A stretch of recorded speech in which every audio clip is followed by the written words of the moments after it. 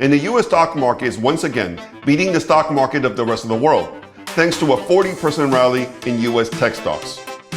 Amazingly, 90% of the 15% rally in S&P 500 so far this year comes from gains in just 7 technology stocks. Apple stocks have done so well that the company is now worth more than the UK's top 100 listed companies put together. To what extent America owes its economic hegemony to the global dominance of its big tech? And to what extent America's big tech owed their global dominance to the willingness and ability of the US government to protect and further their interests? And what happens when big tech and a political party decide to join forces?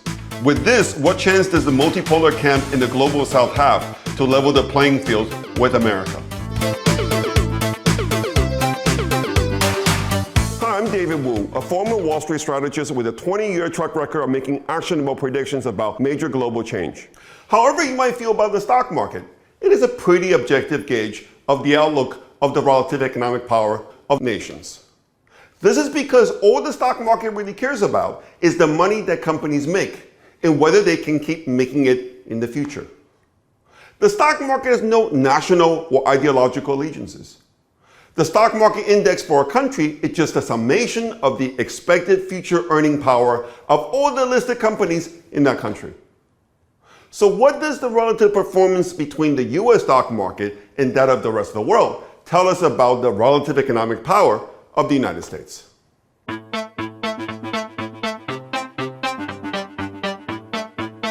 Between 1990 and 2000, the US stock market outperformed the combined stock market of the rest of the world by a mile. This was because the 1990s was a period of rapid technological advancement, and much of it came out of the US. Microsoft released Windows 3.0 in 1990. Netscape released the first version of Navigator in 1994 that soon became the most popular web browser.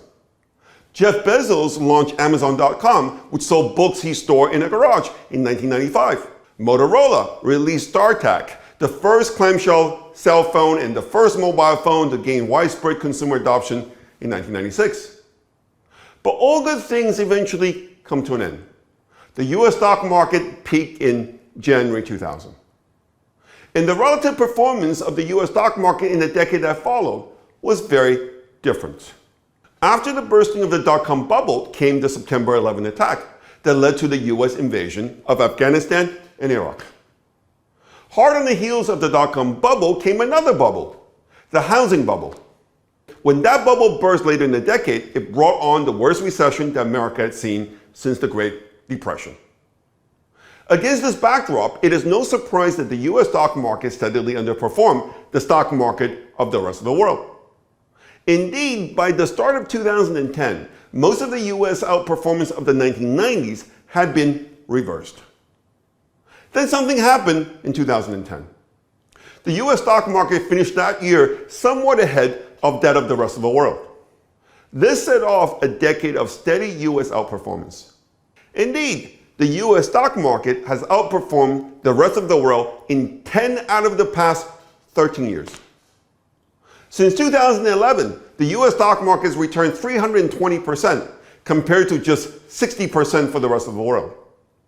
As a result, the US share of global stock market capitalization has gone from a low of just 35% in 2010 to now close to 50% as of last week.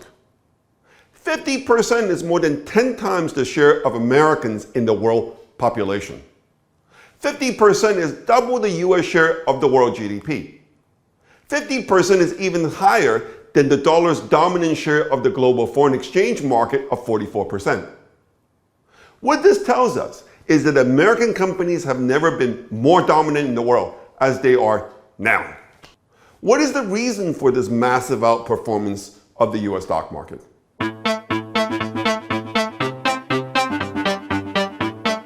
To answer this question, all we need to do is to break down the returns of the US stock market by sectors.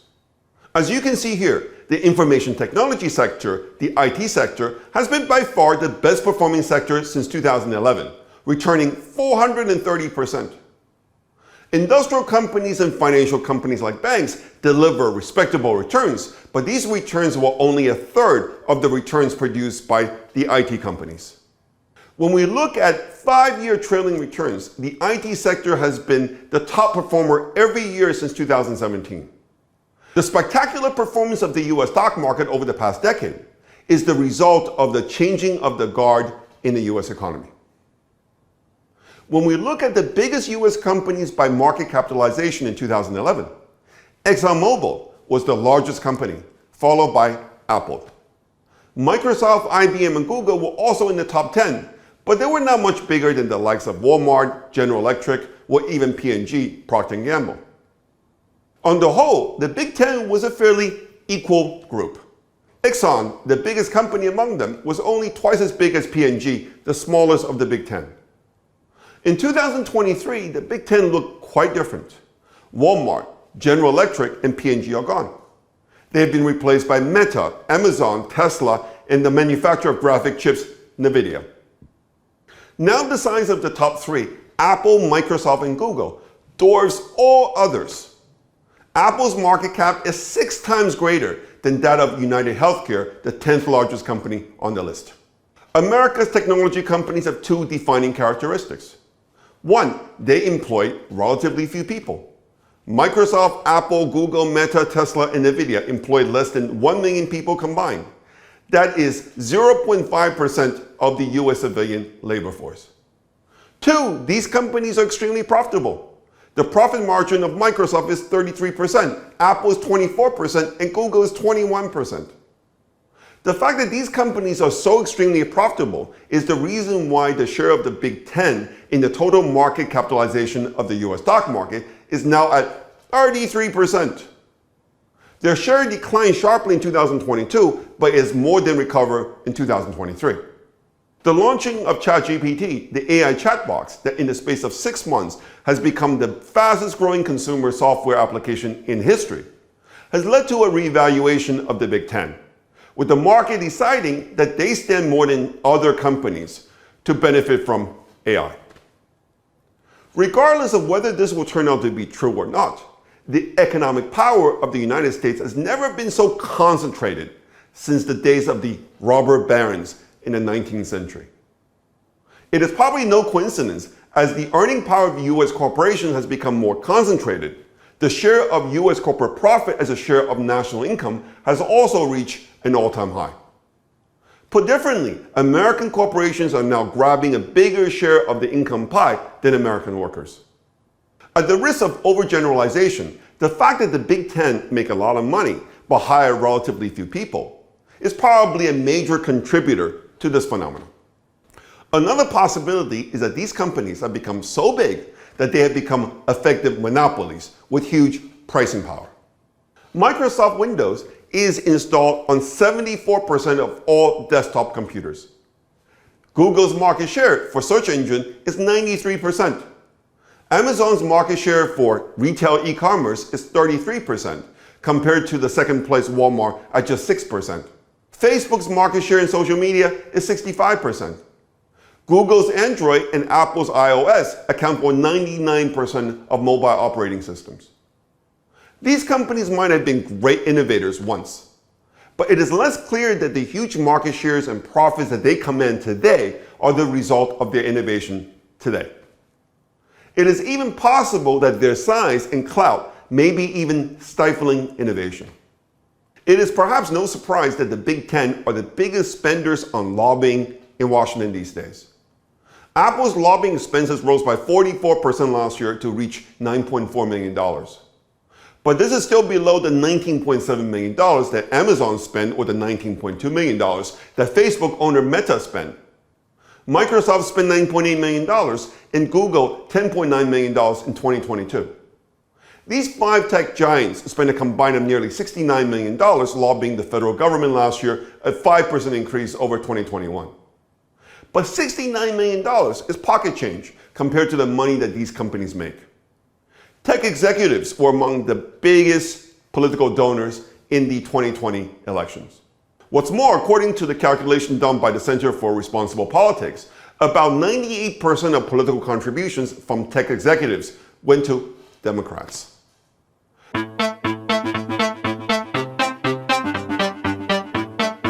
The The money technology companies are spending on buying political influence appears to be paying off. In 2022, there was much hope that bills limiting the power of big tech will pass in Congress and become law. One bill called the American Innovation and Choice Online Act will prohibit dominant tech platforms from unfairly ranking their services above those of rivals.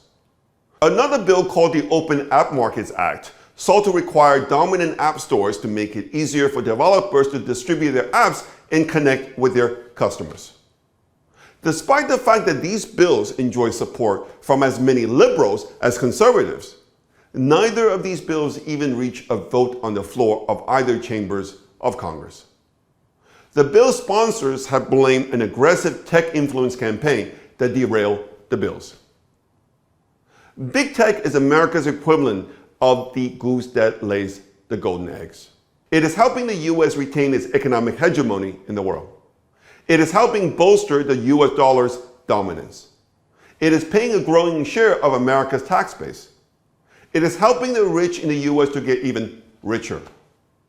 The stock and mutual fund holdings of the top 0.1% of Americans are now worth nearly double of those held by the bottom 90%.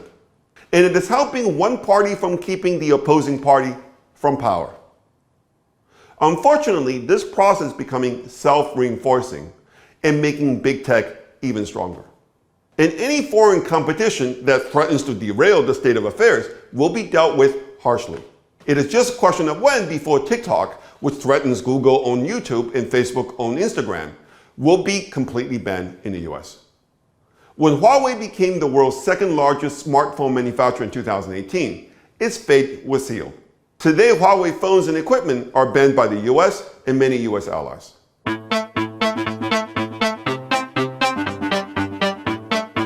Contrary to popular belief, the US economic hegemony has strengthened over the past decade, thanks to the increased global domination of its tech industry.